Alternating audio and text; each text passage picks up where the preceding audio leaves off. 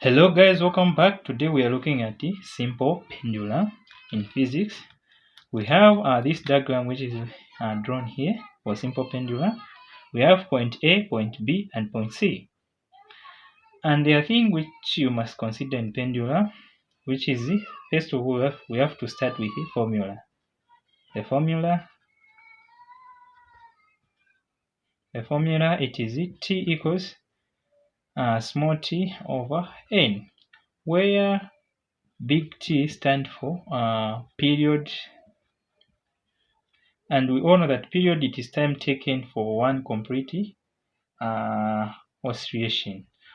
It is time taken for one complete oscillation. One complete oscillation it is when a particle moves from point A to point C and back to point A. So that's called a period. And for small t, it is the time taken for any oscillation, and any the number of oscillation.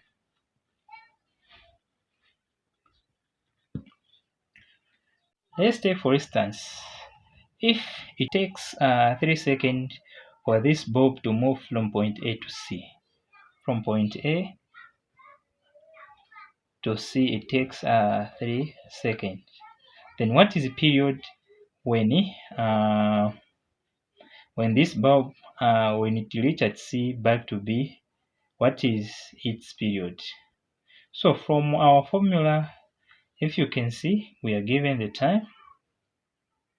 The time it is 3 seconds, and any we count the number of oscillations. How do we count the number of oscillations?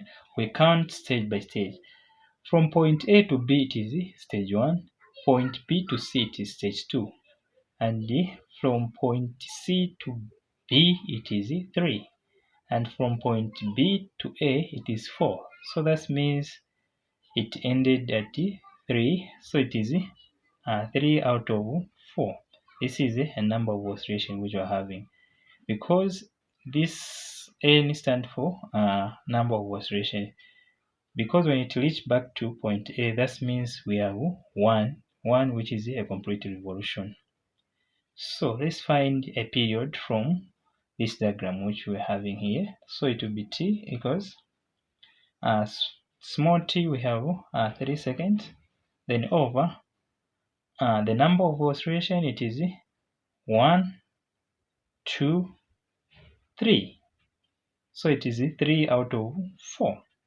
So it is 3 out of 4, in which it is going to be 3 multiplied by 4 will come on top, because we are dividing. We are going to do 4 over 3, in which we are going to say period. We are going to say period it is equals to 4 seconds. So it takes 4 seconds for it to come back at B. Right. Thank you for watching, and don't forget to subscribe and turn on the notification bell so the next time you may see the new update.